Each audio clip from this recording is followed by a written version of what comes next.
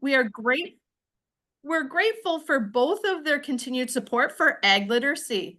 We're glad that you can be a part of this today, and we encourage you to stay for each session. But remember, the sessions are recorded and will be available on the National Agriculture in the Classroom probably sometime next week. This is the secondary track. This next session, you are able to flip back and forth between the links if you'd like. During this session, listeners are able to use the Q&A feature. And as your host, we'll work to relay those questions back to Miss Andrea. Please follow up with the National Agriculture in the Classroom program later this week as we ask for you to evaluate the program.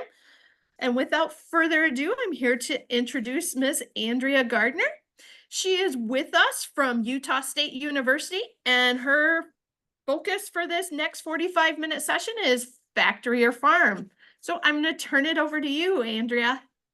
All right, thank you so much. I'm happy to be with everybody digitally today.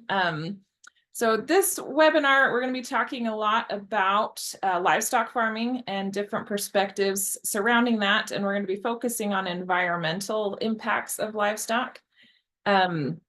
Just as a little bit more of an introduction, I do work for the National Center for Agricultural Literacy as an education specialist. I have a background in education. I was a high school agricultural science teacher before taking this position. And I've been with NCAL for almost 10 years now. I've really enjoyed everybody I've been able to meet and the work I've been able to do with ag literacy. So what we're going to be talking about when we're talking about livestock, so any conversation, so what we're talking about today fits really well into an environmental science class.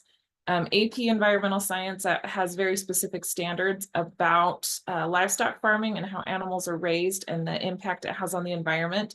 Agriculture teachers are also ones who would be covering topics like this. So we're looking at science.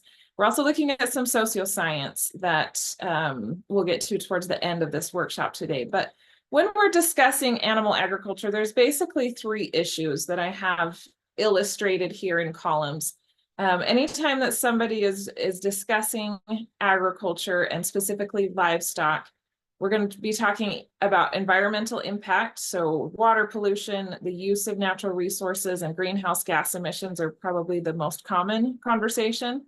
We're going to be talking about animal welfare, livestock housing, ethics, animal health, those type of questions that arise in the production of animal source foods and products.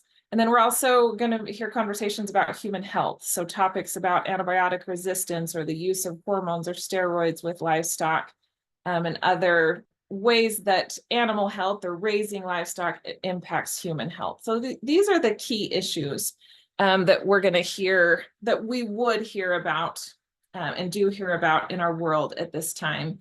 Today, I'm going to be focusing on the environmental impact. So animal welfare and human health are hopefully in the pipeline coming down for future workshops and focus. But today we're going to be talking about the environmental impact of livestock. There is a lesson on the National Agriculture in the Classroom curriculum matrix that's called the environmental footprint of livestock. If you would like to go to it, if you're not already on your phone, you can use this QR code. And I'll also be taking you to the lesson. I'll try to stick that URL in the Q&A box because I think you can see that. So the environmental footprint of livestock is where you're going to find all of this. But just to start off the conversation, I wish that we were in person. We could make this a little bit more interactive, but we'll work with it anyway. But this is a way that you can start out a conversation with your students as they're thinking and you want to teach them about the environmental impact of livestock. So start with a question like this. We need, what kind of supplies do we need to bake cookies? And probably the first things that they're going to list are the ingredients that they can think of. They'll probably think of flour, eggs, chocolate chips, butter, vanilla, brown sugar, and there would probably be other ingredients. So they're going to think of the ingredients, but prompt them a little bit more to think, what else do we need? We can't just have those ingredients, and hopefully they'll start to be thinking about other things. They would need a bowl to mix it in and mixing cups. They would need an oven to cook the cookies. And when they plug their oven in, they're probably going to need either electricity or gas to run the oven, and they're going to need to put them on a pan. And you can even prompt them even deeper and say, okay, well, where did we get that pan? You know, a metal pan. Where does metal come from? It comes from our earth. It is a natural resource that was probably it was probably mined somewhere. Same with glass. And there's also natural resources such as gas that or electricity, or the production of electricity that comes from our natural resources. So really start to have students, you know, dial down, what do we really need to make cookies? It's not just about the flour and eggs and chocolate chips. It's also about other things. So kind of along those lines, if we were to do a brainstorm, what do farmers need to produce our food? Kind of take a second to think about that. Brainstorm yourself, what do farmers need? Okay, it's probably obvious that we're going to need land. You might think of water. You might think of a climate that was suitable to the production of food, which obviously varies from product to product. But what else do we need to be able to produce food? So what we've come up with is, we talk a lot in environmental science about a footprint. So there's a carbon footprint, environmental footprint. So we've kind of used that in this lesson and gone off of that idea that should be familiar to students in presenting to them what contributes to the environmental footprint of food. So here on this footprint, we have water. Agriculture is the largest user of water. We use a lot of water, mostly for irrigation. We need energy. So farmers need the ability to run growing and processing facilities, all depending on, of course, the commodity. We also create greenhouse gas emissions in various ways. Tractors and other machinery creates greenhouse gas emissions. Livestock produce methane gas. The tilling of soil releases carbon into the environment. So there's lots of different greenhouse gases that contribute to the environmental impact of our food. We also have inputs, meaning we have to build tractors and we have to have metal to make plows and other implements. So there's a lot of inputs that go into the machinery that we use in agriculture. We have transportation that takes fossil fuels. We move our foods from the farm to the processor to the grocery store, the distributor. We also use land, and there's also waste. And waste is obviously kind of its own topic we could spend a whole workshop on as well, but waste, some of it is going to happen regardless. Others of it can be reduced based upon our choices and how we manage our food. But all of these things contribute to the environmental footprint of food. So with that in mind, present your students this question, and for us today, let's think about it. Do you think some foods require more natural resources to produce than others? So farmers need natural resources from our earth to be able to produce our food. Do some foods require more resources than others? So on this scale, I have a picture on the left of plant source foods, so fruits, vegetables, grains, legumes, beans, those kind of things that come from plants. And then on the right-hand side, I have animal source foods. Are they different in the impact it provides to our environment, or the amount of resources, natural resources that we need? Okay, so that's what we're going to explore. So first of all, I want to define livestock. And this will be important for your students just to make sure that they're thinking on the right lines of what kind of animals we're talking about. So livestock are domesticated animals that are raised in an agriculture setting to produce meat, milk, and eggs, and possibly to provide labor. So that's a definition. So we're talking cattle, both beef and dairy, pigs, sheep, poultry, which could be turkeys or chickens usually, and goats. Okay, I have not included horses, and those kind of fall on a line of livestock, but those aren't something that we use for our food system here in the United States. So these are the livestock animals that we're talking about. And I want to introduce you to the first activity or resource that I have available for you in this lesson. And it comes in two forms. It's an e-magazine that can be used digitally, So here is the website. The link is in the lesson plan. But something that your students are going to need to really start to dissect down into the science of the impact of livestock on our environment is they need a good foundation of what livestock, like the cycle of livestock production, what livestock are common in the United States, how they were raised, etc. So this is an e-magazine that your students can use. You can share the URL with them. So what it answers these 4 questions for each species. What natural resources are required? What do modern livestock farms look like? What do livestock contribute to our society? And how does livestock production impact the environment? So if we flip through this, you can see there's a page for dairy.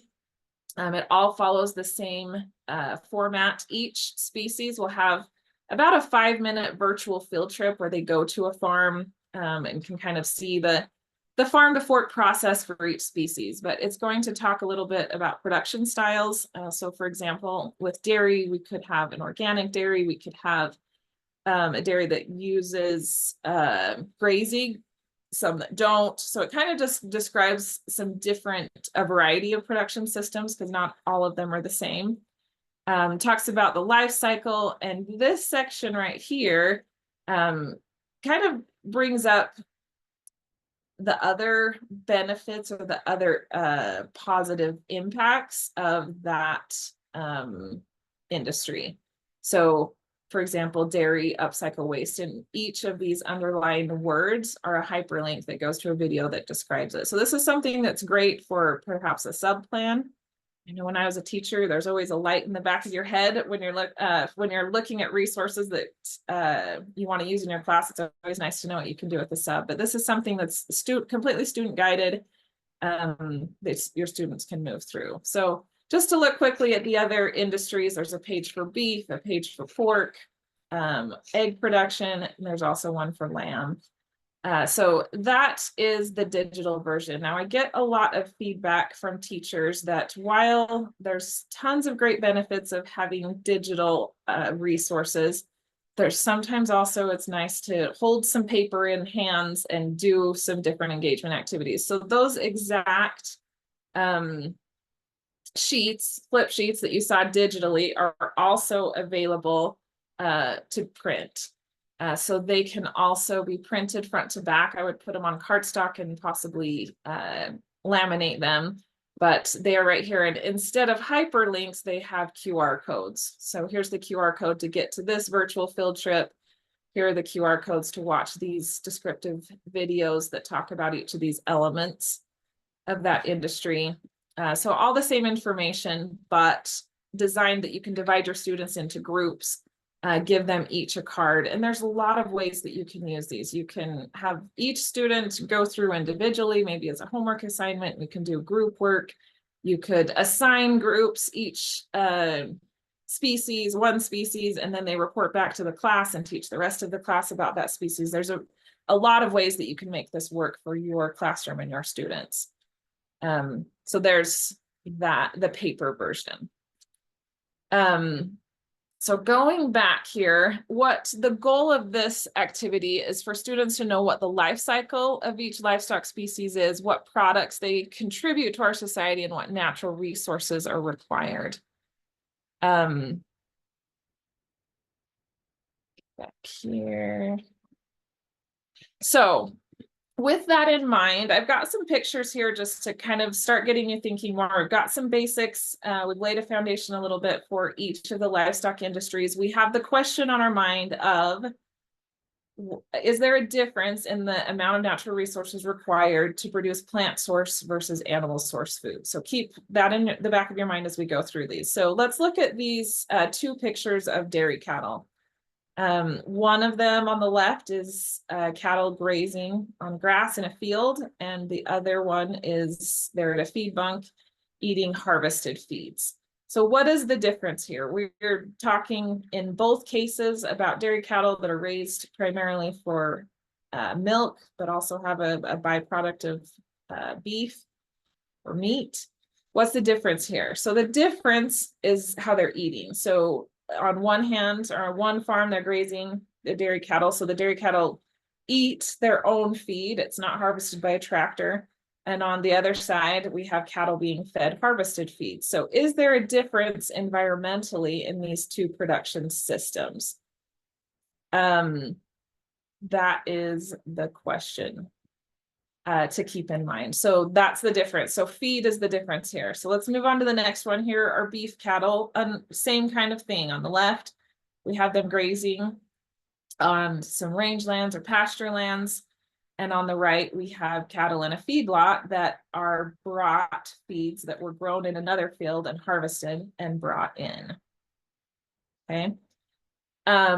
What's the difference? Again, it's feed. So does it matter as far as the environmental impact, how animals gather their, how they, what feed they eat, whether they eat it directly from the ground or if it's harvested by a tractor and brought to them. So keep that question in mind.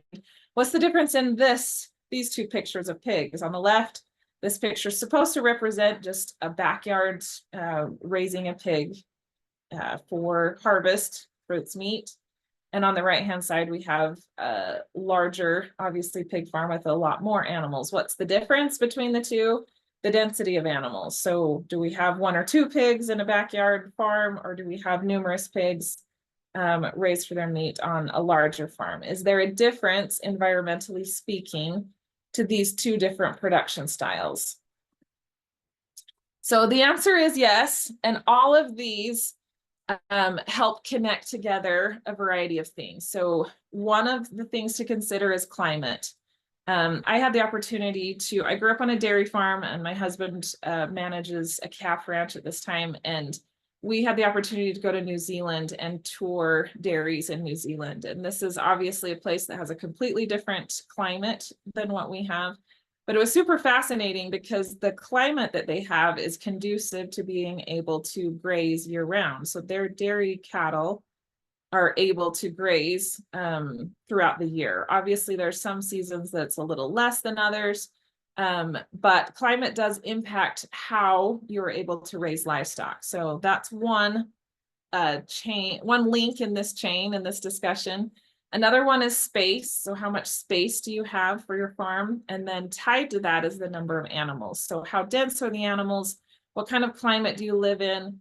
And how much space do you have for those animals? So all of those things work together to determine the livestock farm and what kind of impact it has on the environment.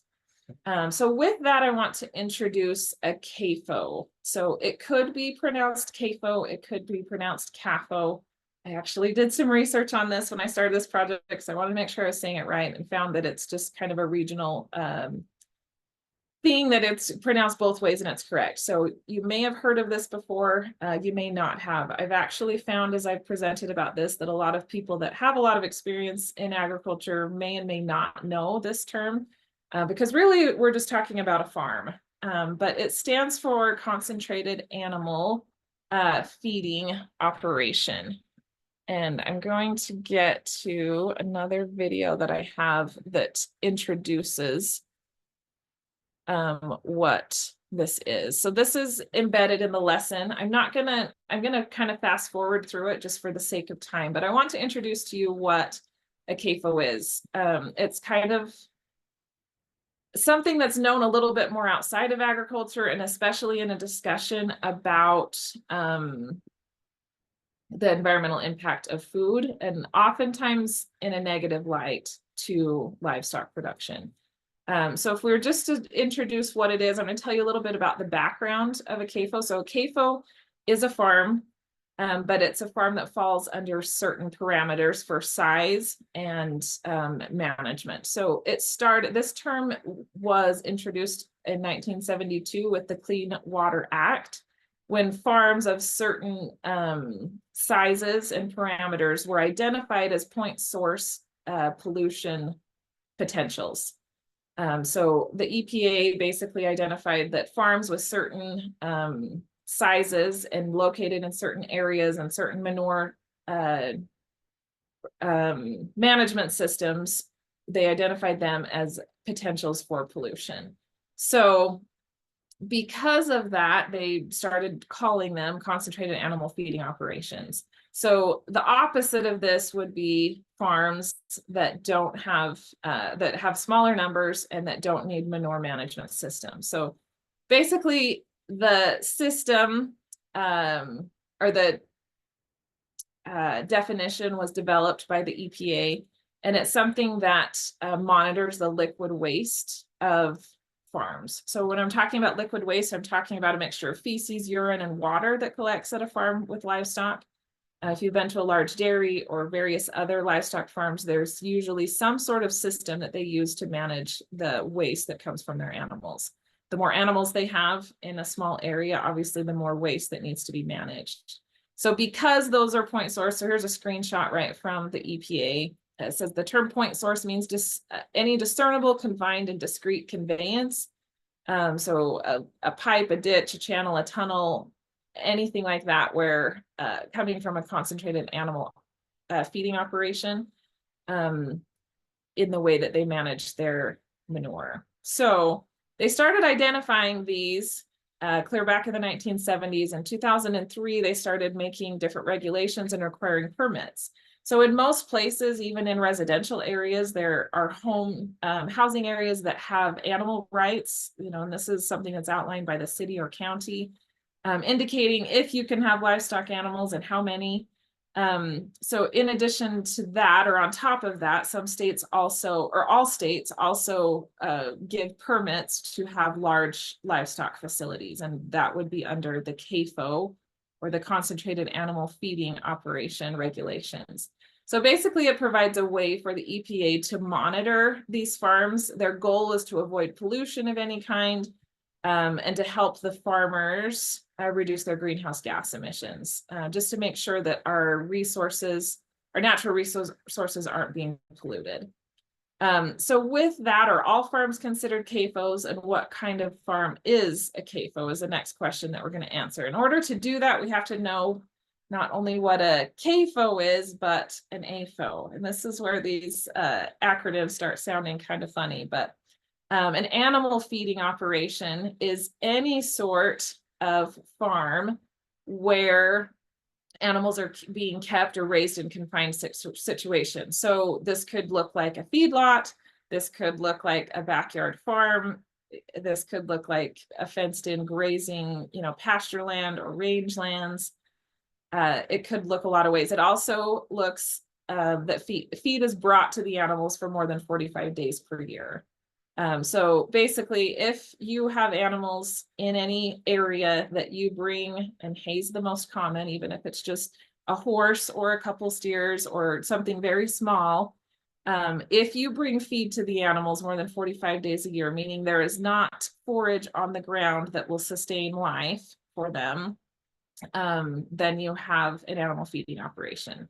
So again, we're still just talking about farms. These are just acronyms that are used for regulatory purposes. But it has to do with the environmental impact, so that's why we want to introduce that. So something that I wanted to make sure was clear is that with an animal feeding operation and with a CAFO, or concentrated animal feeding operation, it's important to recognize that we're looking at feed that was first grown in a field. So this is a picture of an alfalfa field. It was then harvested, and then it was transported to animals and fed to them. So obviously also, maybe it was dried and baled, maybe it was stored as silage. There's lots of different ways to store feed, but animal feeding operations grow food in one place or feed in one place for their livestock, and then feed it in another area. And that's an important distinguishing factor. Okay, it basically separates just a regular ecosystem where the ecosystem provides for the animals from one where it's an agricultural ecosystem where humans are involved and they're producing feed in one place and taking it to their animals in another place. Okay, so moving from there, what would be a concentrated animal feeding operation? So it's an EPA term, and the definition falls under these parameters. So first of all, the animals have to be confined for more than 45 days during the year. They also have to have feed that is brought to them, and So for more than 45 days during the year, feed is brought to them, and there has to be more than 1,000 animal units. So what's an animal unit? The reason that they use animal units is because obviously if you were to just take numbers, 1,000 dairy cows is going to have a different need from our environment and potential pollution to our environment than 1,000 laying hens, because there's just obviously a huge difference in their body size. So different amount of manure being produced, different amount of feed are required to be eaten, different impact on the environment. So they break it down into 1,000 animal units. So it's 1,000 pounds of live weight for the animal. So if we look at different species, we've got 700 dairy cows, 1,000 beef cows, 2,500 pigs, 125,000 broiler chickens, 10,000 sheep, or 82,000 layer hens. So any farm above these numbers that also brings harvested feed for more than, and they're confined for more than 45 days per year, is going to be considered or classified as a CAFO. Okay, so numbers less than this are not a CAFO, numbers more than this are, unless there's some sort of pollution potential in a smaller farm, which isn't very common, but the EPA website does indicate that smaller farms can still be considered CAFOs depending on their system and climate and location, manure handling and stuff like that. So at this point, you should now know what the classification of a CAFO is. And those are the different, like I said, they can be smaller. They're not really common. So to kind of pull it together, an animal feeding operation does not have regulations outside of just city and county. They are not. An animal rights and a CAFO does have regulations. They have to have permits. They are monitored by the EPA. So those are kind of some differences. So I have just a couple scenarios to quiz a little bit on if this system would be considered a CAFO or not. So let's look at this hobby farm. This has an animal inventory of 3 horses, 2 steers, and 15 hens. They're housed in corrals in the winter and pastured in the summer. They're fed harvested hay and grain through the winter, and they graze through the summer. Would this be considered a CAFO or an animal feeding operation? Okay, so think of numbers, think of how they're fed, and how they're housed.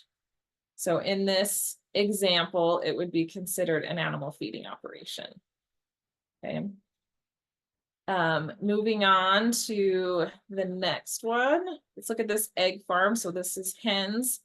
They have an animal inventory of 97,000 hens. They have a cage-free aviary system for their housing, and they're fed harvested grains. Would this be considered an animal feeding operation or a CAFO?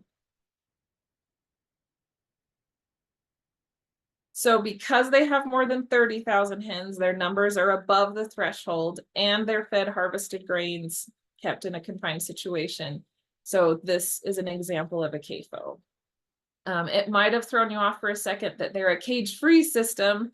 And while they're still cage-free, they're still enclosed in a housing system that falls under the same parameters. So exactly what the housing style is, whether it's free range, depending on the size of the range, as long as the range isn't providing 100% of their feed for all but 45 or less days per year, it still would be considered a CAFO.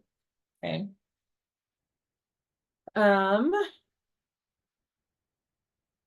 Just gonna check the Q&A box here. Okay.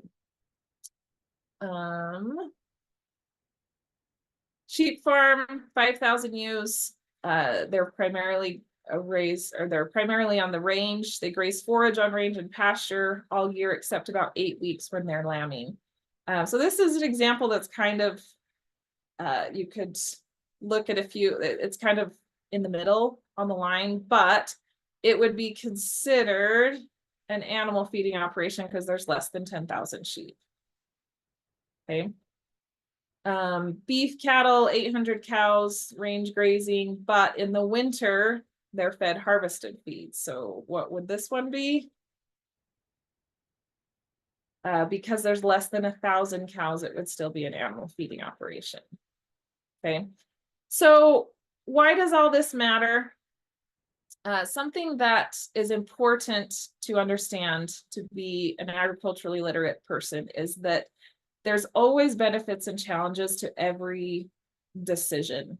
You know, there's rarely cut and dry, completely purely black and white rights or better situations than others. Like it's very difficult. There's always benefits and challenges. So if we were to look at some of those and weigh them out on, let's see if this gets to, on the benefit side, when we use CAFO systems, meaning large livestock production systems, it's an efficient way to produce large amounts of food. It just is. It lowers the cost of food, it contributes to jobs in the economy. But on the challenge side, it also creates environmental concerns due to the volume of animal waste in one place. So that's where, you know, what we're studying and learning right now is about the environmental impact of food. And there's also animal welfare concerns associated with animals in confined spaces. So with everything, no matter what, there are pros and cons. So the question that we want to kind of keep in mind as we keep going is, what would it take to transition away from livestock or confined animal housing systems, or CAFOs? So we have to look at the climate. Climate plays a big role. Like I mentioned, when I visited New Zealand, their climate is a lot more suitable to a non-CAFO system. So not having confined situations. A lot of very, very few places in the United States provide a climate that fits that. A lot of times there's economic restraints. It costs a different, the production costs for food are very different, depending on what kind of system that you have as far as housing, feeding. There's also land availability issues, that we have a growing population, that we have places that there are cities. If we don't have the land to spread out, you know, what happens then? And kind of just to sum this little video up, it really just depends, like you have to look at all aspects of it. So with that in mind, of knowing that you have to look at multiple aspects to really evaluate what is best for our environment as far as producing food. So here we are back at this question. Do you think foods require more natural resources to produce than others? You should at this point recognize that the answer to that is yes. Livestock, animal source foods do require more natural resources. And I'm going to show you this image to illustrate that. And this is something that is in the lesson that'll be helpful for your students. So I designed this a certain way on purpose. But these are the things that go into the environmental impact of plant source foods. We use land. When we use nutrients from the soil, we convert land into agricultural land that it has an environmental impact. We use water. Eutrophication is the pollution of water from nutrients or fertilizer. We use fuel, we use fertilizer, we use pesticides, we use energy. There are food miles to consider and the production of waste. So all of these things go into the footprint, the environmental footprint of plant source foods. If we were to then consider animal source foods, notice that this line is the exact same. So this line right here represents or is considered because of the feed that we're giving livestock.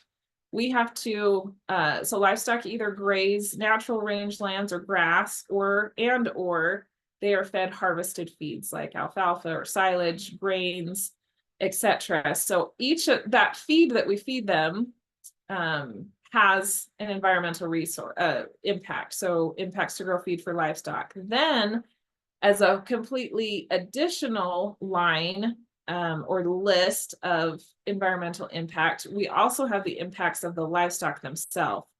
So livestock need land, not only land to grow their feed, but land for them to live on. Livestock produce greenhouse gas emissions. Livestock also produce manure.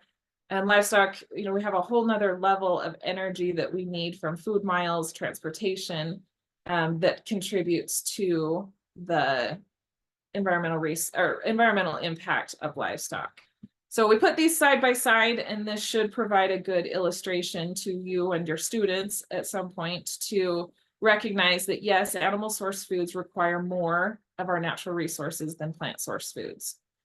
So with that in mind, could we just automatically draw the conclusion that we should limit or eliminate or some sort of decrease of our animal source food intake?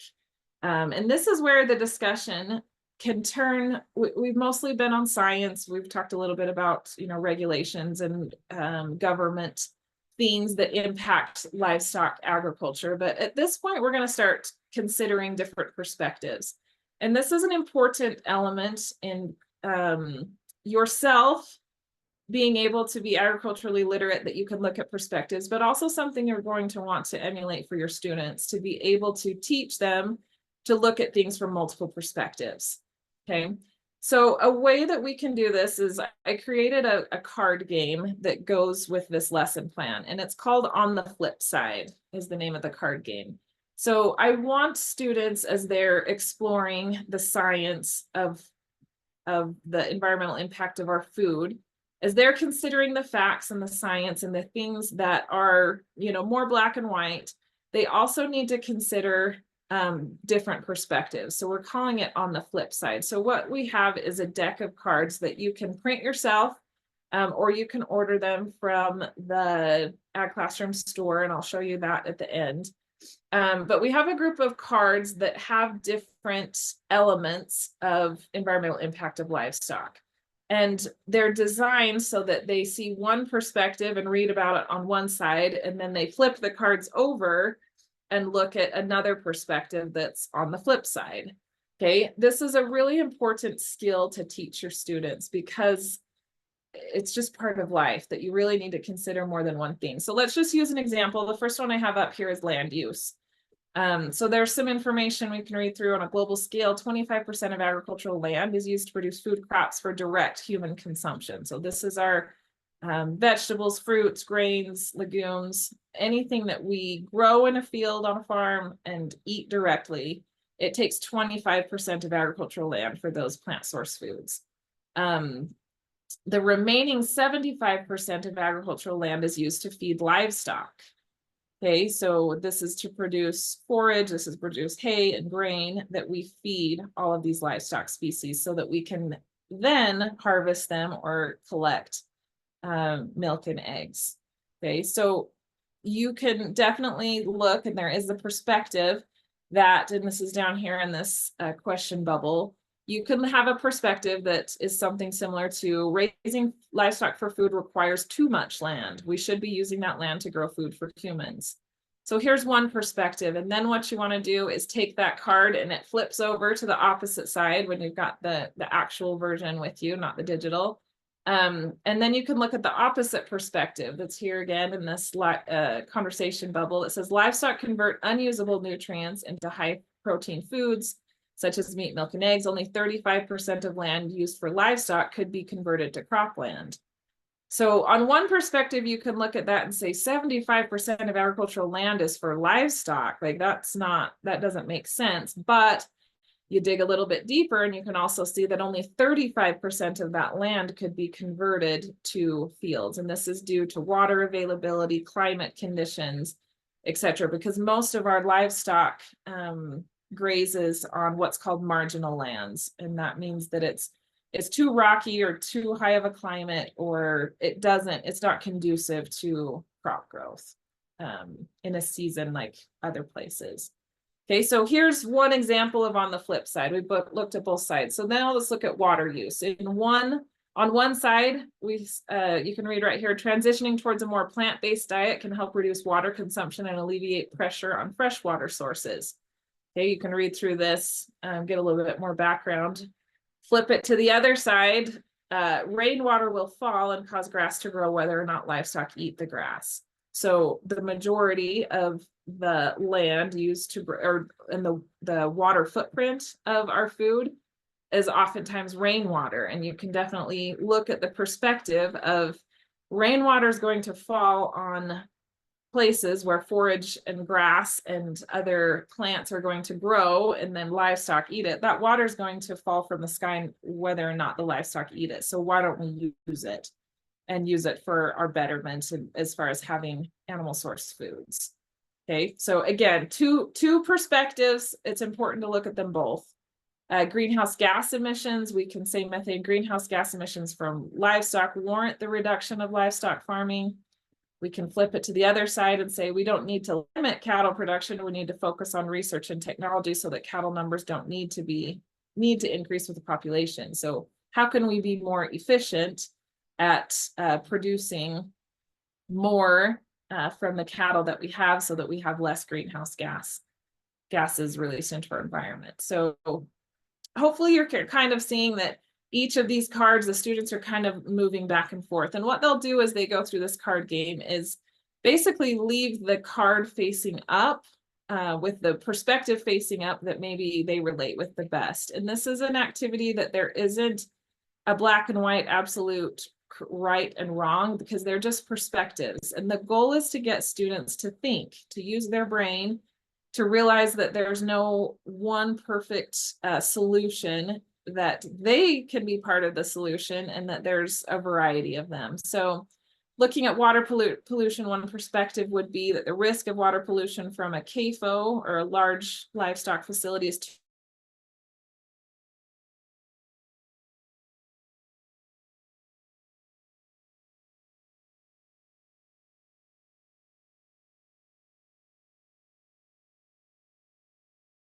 and they're called consider this cards.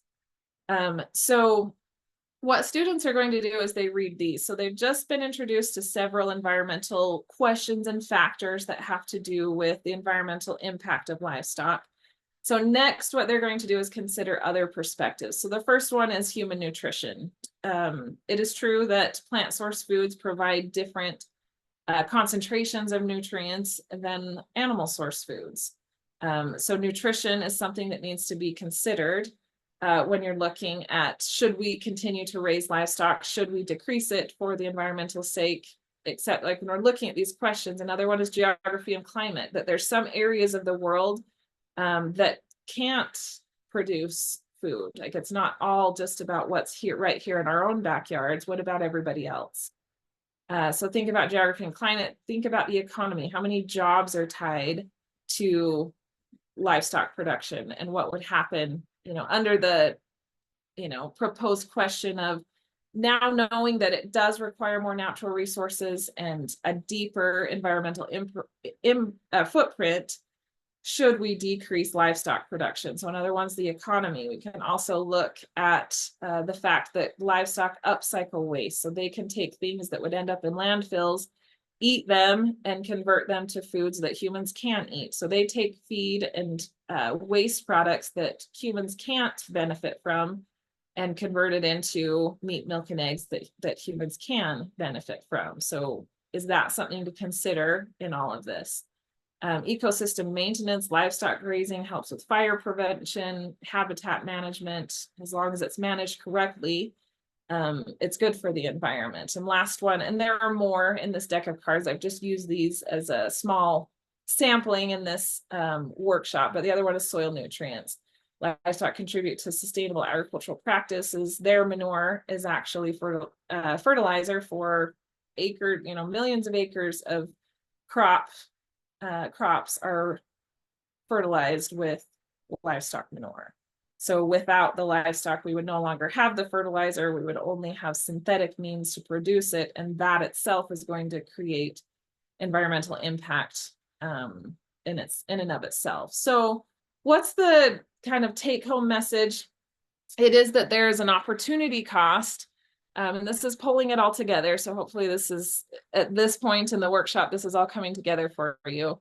That there's an opportunity cost in producing our food. So introduce the concept of an opportunity cost, in that there's a concept in economics that quantifies or adds a number to the impact of selecting one option instead of the other. So a few examples: when we fill up our vehicles with gas, we have different options to put in our vehicle. And sometimes those different options can lead to different gas mileage in our car or different wear and tear on our car. So is it better to choose premium gas, or does it not matter to choose regular gas? You know, a name brand clothing item versus a store brand, is one going to last longer? You know, how much money does it cost for each level of quality? And even, you know, a resort vacation versus a local staycation, those cost different amounts of money to do and then give us back different things as well. So if we apply that to our food and the production of it, how can the concept of an opportunity cost be related to food and the environment? So if we go back to our original picture, that scale that I had with plant source foods on one side and animal source foods on the other, we now know that animal source foods take more of the natural resources that we have in our environment, but is it an opportunity cost that's worth it to us? Okay. So here's the kind of the conclusion and action statement. What do you believe is the best way forward to balance the cultural, nutritional, and economic needs of our society with the environmental impact of livestock? This is something to consider, because just like the flip side activity hopefully demonstrates to students, there are multiple perspectives. There aren't black and white rights and wrongs. Everything it's like a domino effect, that if we take livestock out of our environment and our society, we then lose X, Y, and Z. And if we lose X, Y, and Z, we have to pull from the environment in another way to provide or to fill the hole of what livestock used to fit. So it's all a puzzle. It's all something that's complicated to look at, but provides a context for your students to really use their thinking caps. Learn some black and white science, but then pull in that kind of, it would be called socioscience, or something that's, you have to consider different perspectives, different ethics, and look at things as a whole. So what would be different in our world if we no longer raise livestock on farms classified as CAFO? So picture agriculture, picture our food at the grocery store and on our plates. If we no longer raised livestock in farms that we classify as CAFOs, so we take out all of the farms that have more than 1,000 animal units, what would our world look like? What would the prices at the grocery store be? What would the availability of food be? What would be the job distribution in our economy? You know, would there be more or less jobs? Would there be more or less economic? You know, would food cost more? Would farmers get paid more or less if they had to operate on a smaller scale?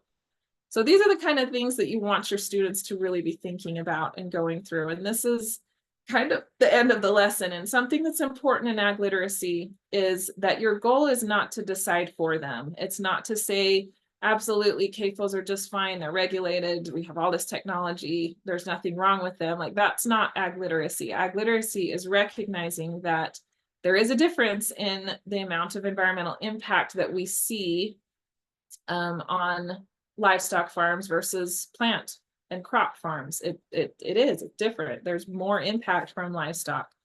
But we also can empower students that they can recognize, well, these are some problems that need to be solved, and what kind of careers are going to be around to solve them. So that's kind of the end of this workshop. I do have one question, and it is, I'd like to make the digital footprint a poster. Can the image be shared in a JPEG? I tried a screenshot and that does not work. Yes, absolutely. If you will email me, I can send you a high resolution of that. And let me get back to the first page that has my email address. But I'd be happy to send that to you. Awesome. Are there any other questions that I can answer?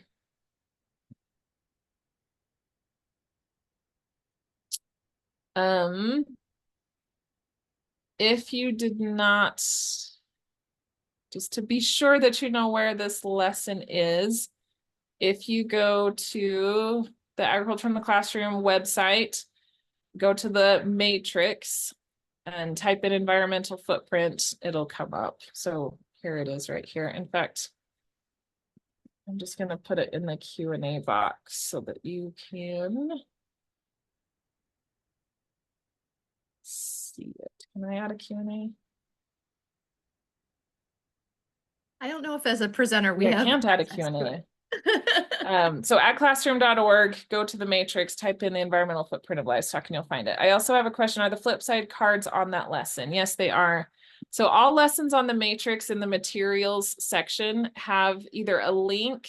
They all have a link that you can print something. So for example, here's the handout for your students. Just click on it. It comes up in a PDF. You can save it. You can print it, whatever you need.